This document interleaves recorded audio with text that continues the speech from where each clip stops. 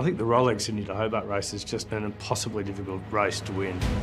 Line honours or handicap, it's just very hard. There's this irrational passion that keeps coming back. You get Southerlies all around the world, but here they just come through with such speed. It's dangerous, but if you haven't done a Hobart, there's something that you really got to do. The race is actually in the hearts and the minds of the general public. People often ask you, how many Hobarts have you done? It's really part of the fabric of Australia. Circumstances can decide the winner, and you just might be the last man standing.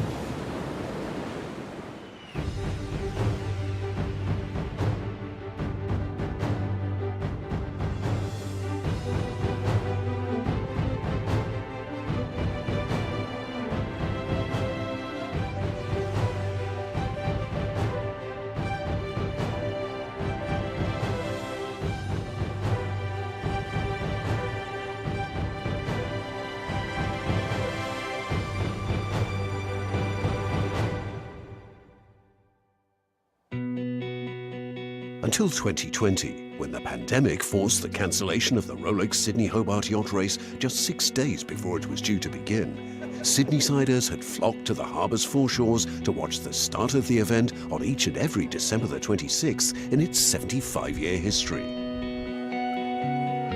That a determined and diverse fleet of nearly 90 boats has reassembled a year later is a source of pride for race organisers, the Royal Yacht Club of Tasmania, and in Sydney, the Cruising Yacht Club of Australia. The cancellation of the race last year was devastating. To get so close and not get there in the end was just an experience none of us ever want to have again. That's what makes us all so excited.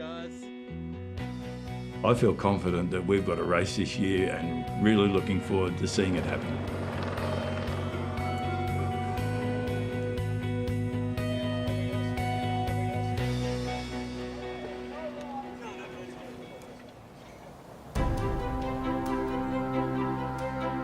For some Australian sailors, winning the Rolex Sydney Hobart yacht race is a lifelong passion, bordering on obsession. For Sydney-sider David Witt, skipper of SHK's Scallywag 100, it's an ambition nurtured for the whole of his professional career. Growing up in Sydney, growing up in Cronulla, I watched it as a little kid and got enthralled with it as a 10-year-old and always wanted to be part of it, and now I find myself doing my 25th, so just can't seem to find anything better to do on Boxing Day.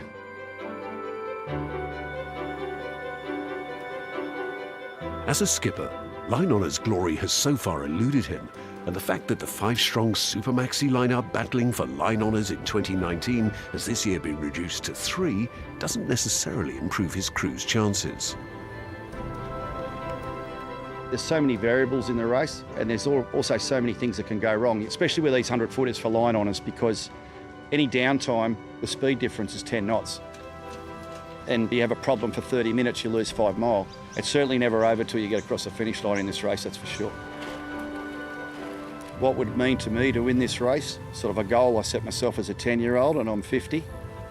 So I think what it would mean, it'd just be a huge relief. Complicating the picture for Witt and rivals Christian Beck on Law Connect and Mark Bradford on Blackjack is the prediction of a strong and potentially damaging first night southerly, likely to accentuate the characteristics of each of their boats.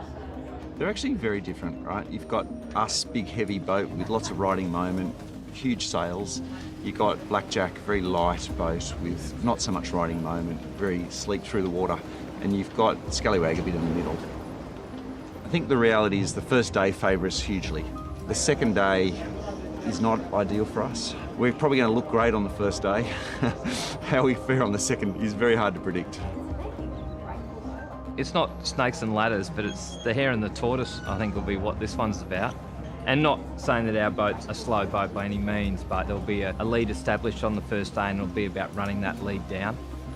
But if these 3 boats make it through that first night, we could potentially have a good result out of these boats in the overall.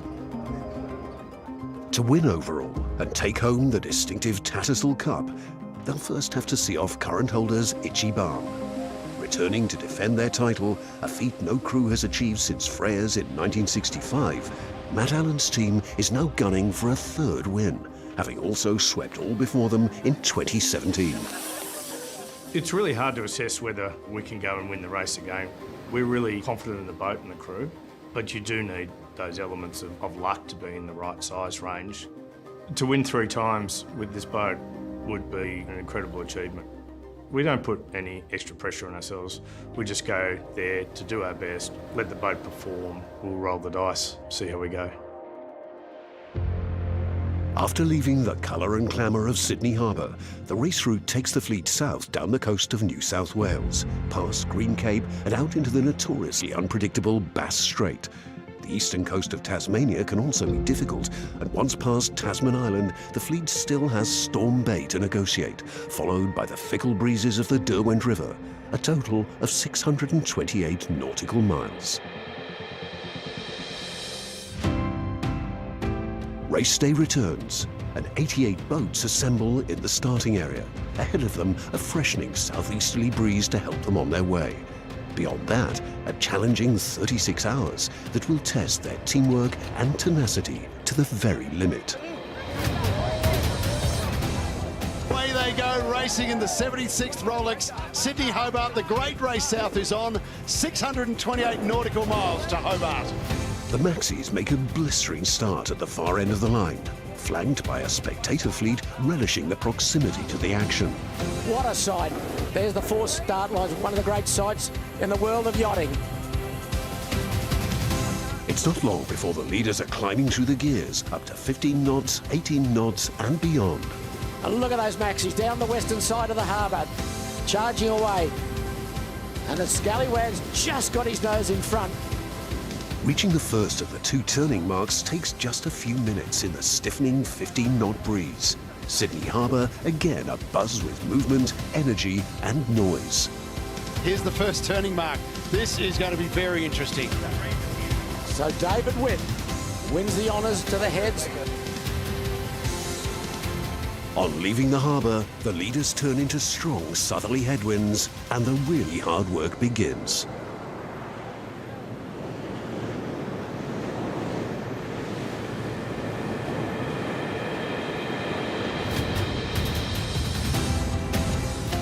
Just at the first turning mark, that's Celestial. Sam Haynes, he's been 3rd in this race.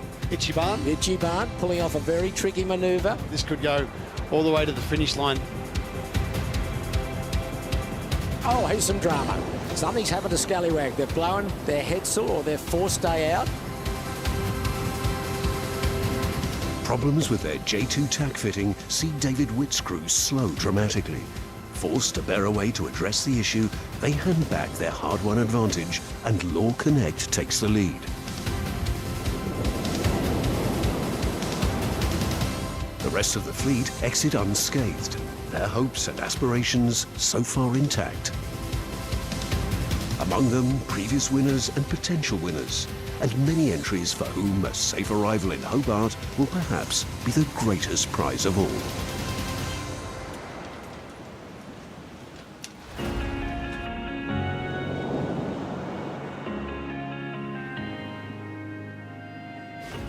For the first time, the race this year includes a separate division for two-handed entries. Although not eligible for the overall title, it promises to be highly competitive and includes Michael and Matty Bell on Kai Mai, a father and son team with very different skill sets. An event-winning surf ski competitor, Matty's sailing experience is largely confined to skiff and dinghy racing, and he's taking part in the race for the first time. He's also a personal fitness instructor, with Michael, an 11-race veteran, now among his most committed clients. I believe the father-son dynamic will help us a lot. We both work well off each other. I spend a lot of time with him training in the gym or on the boat, so we both know our tactics and how we want to do it. Couple more pulls all the way in. I first started 18 months ago with Matt, and he adapted a program that complemented the things that I'm physically going to have to do at my tender age. All right, when you're ready, let's go again. Yeah. If we can finish in the top half of this year's Rolex Sydney to Hobart Yacht Race, I'll be very, very happy. If we can get a podium finish, I'll be over the moon.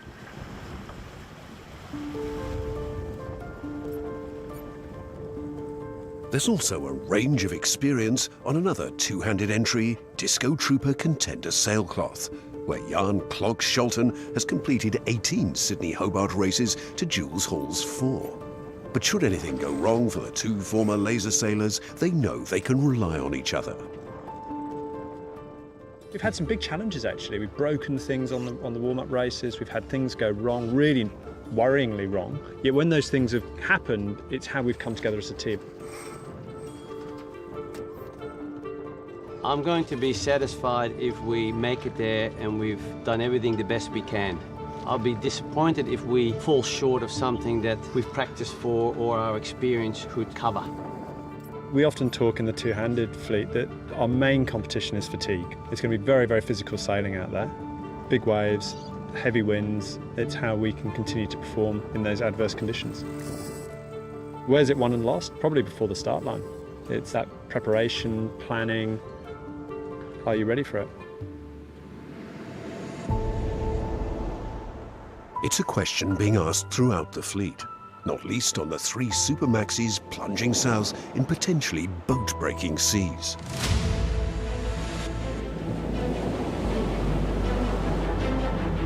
David Witt's crew on SHK Scallywag 100 have staged an impressive recovery, repairing the damaged deck fitting that forced them to deploy their Stormsail. Ahead of them, the team on Law Connect prepare to hunker down and power down to preserve both their boat and their narrow lead.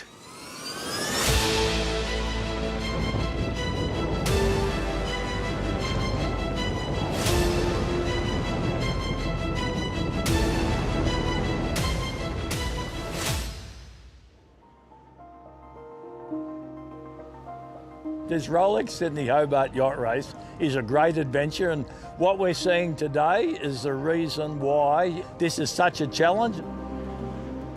The first night southerly takes a heavy toll.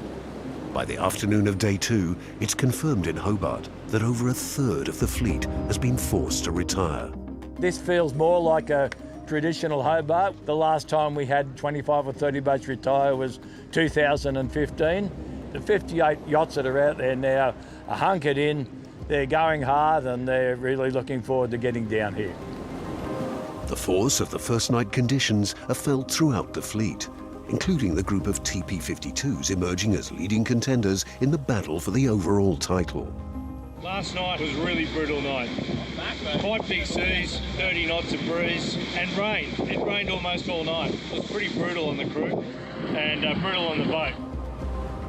We just kept on trucking along during the night, so we're closing the gap. I think we're running third on the overall standings.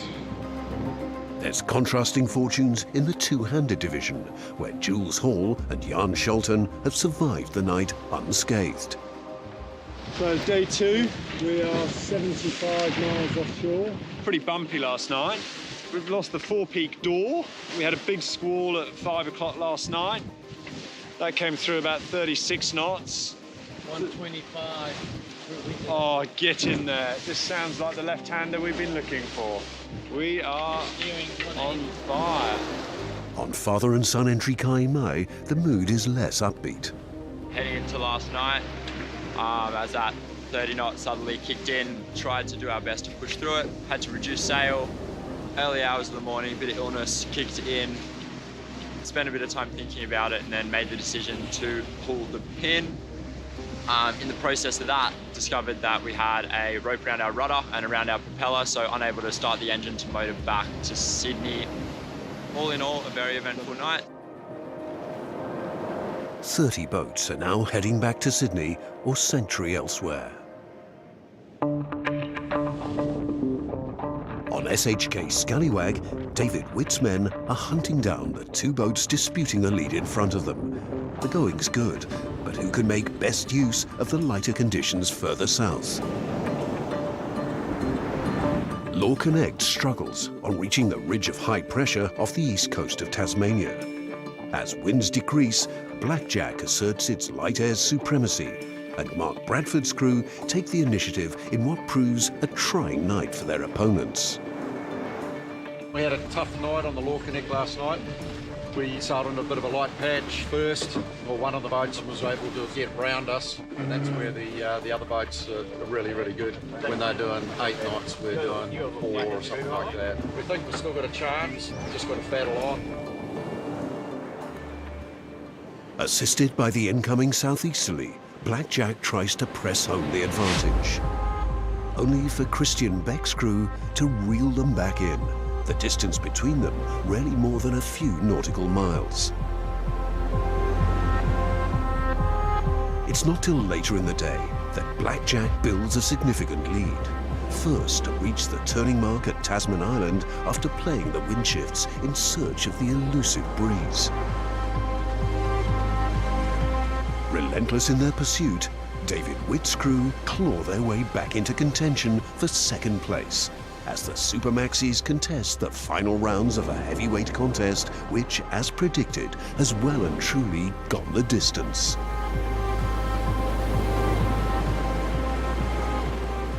In the hours that follow, the breeze falls away, but once established, Blackjack's lead does not.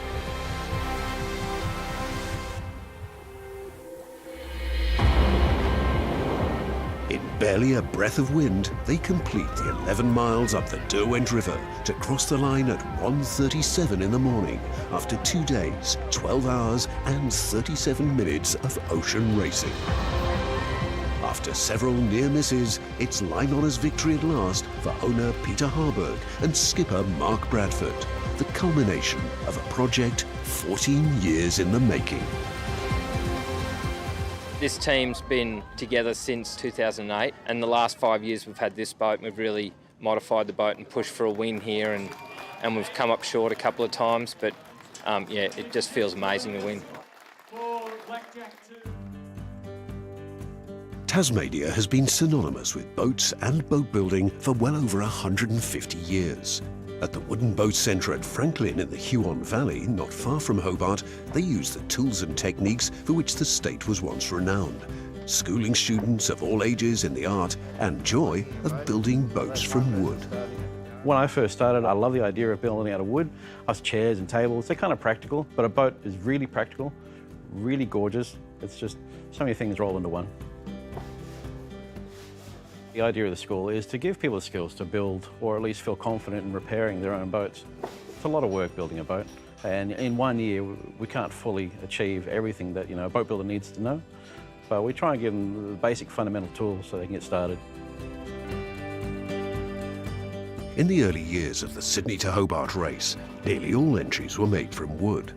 Although slower, they were also stronger and well equipped to withstand the kind of conditions characterising this year's event.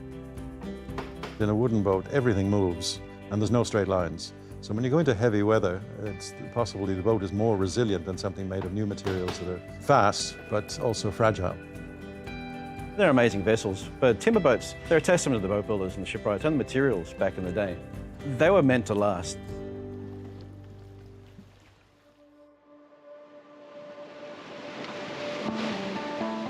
So the race of many races continues. How's it feel? Awesome. This is what we've been training for. We are making time. After a tough night in which they lost ground to their rivals, Jules Hall and Jan Scholten are back in the hunt for the lead in the two-handed division. Oh, look at this. 2 sails. Fast. Ahead of them, the race for the overall title is reaching a critical stage. Still favoured as likely contenders are the TP52s, where a tight tactical battle is being waged down the east coast of Tasmania, dominated by Celestial and Itchy Barn.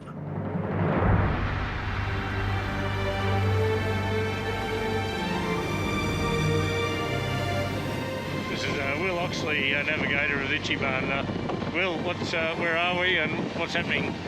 We're about 6 miles from Tasman Island, in close proximity with Celestial, just behind. It's been a pretty tough and tricky race so far, but here's hoping the next 42 miles goes well.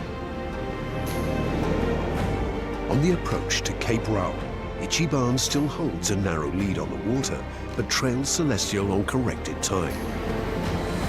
Experienced and well-resourced, Matt Allen's crew are not about to relinquish their title without a fight. Sam Haynes' team on Celestial has sailed a brilliant race to stay in touch. If they can negotiate Storm Bay and the Derwent River without mishap, a first overall race victory is potentially within their grasp. In 2018, closing in on another podium finish, Ichiban's challenge faltered in dying breeze on the Derwent River. This time, a shortage of breeze is not the issue. Only the proximity of Celestial, barely 400 metres behind them at one stage, in what has become an enduring and absorbing match race. Neither is the tussle between the two concluded when they cross the finish line. Celestial just ahead on corrected time. Got them on time. I don't know exactly the standings, but at this stage I believe that we're sort of like the leaders in the clubhouse. On arrival, the defending champions joined the protest lodged by the race committee against Celestial for failing to maintain a listening radio watch. This had become apparent when a personal locator beacon on Celestial was activated accidentally, and her crew could not be contacted for 90 minutes.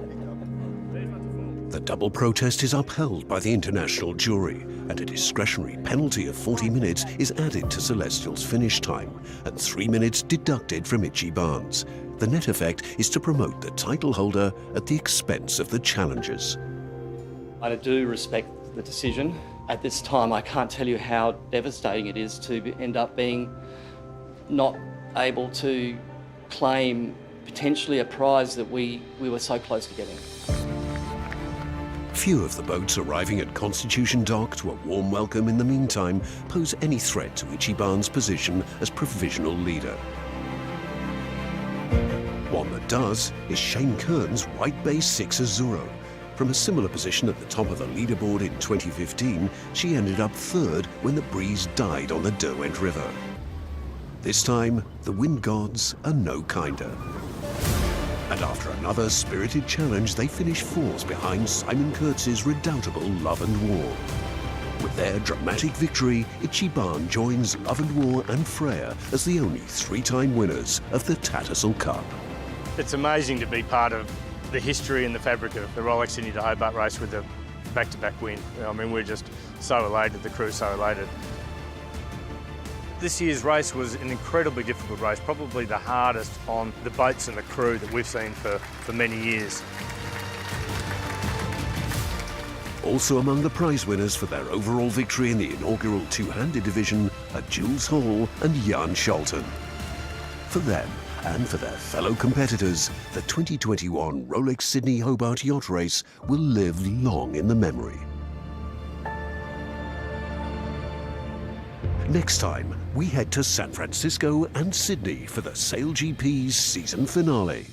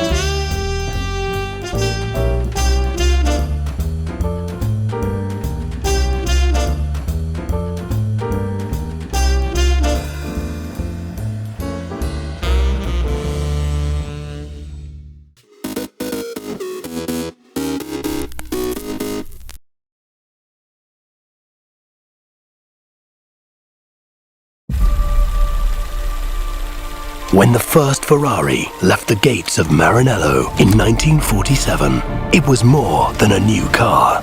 It was a statement of intent. The beginning of a culture of excellence spanning 75 years.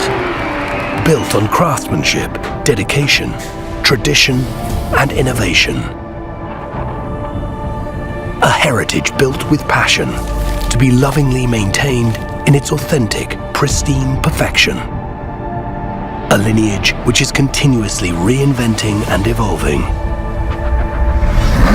Today, just as 75 years ago, every Ferrari that leaves our factory is more than a new car. Each has the innate potential to become a classic, to live on forever.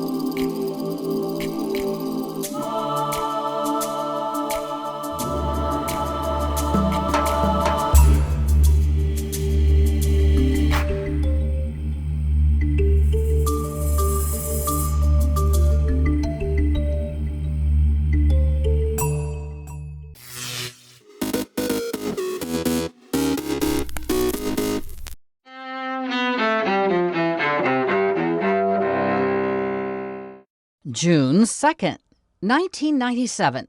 In Denver, a federal jury convicts Timothy McVeigh of murder and conspiracy in the Oklahoma City bombing. Marcia Kite is the mother of one of the 168 people killed in the blast at the Alfred P. Murrah Federal Building. The emotions have been building up for such a long time that just to hear that word, guilty. McVeigh is executed 4 years later. 1953.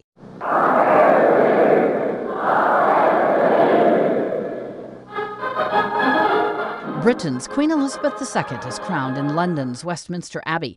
The coronation takes place more than a year after the death of her father, King George VI. 1979, Pope John Paul II arrives in his native Poland on the first ever papal visit to a communist country. And 1941, I consider myself the luckiest man on the face of the earth.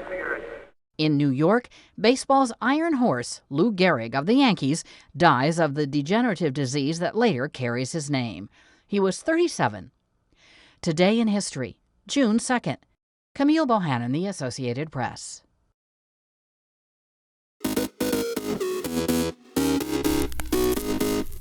Welcome back in our studio, and in today's news,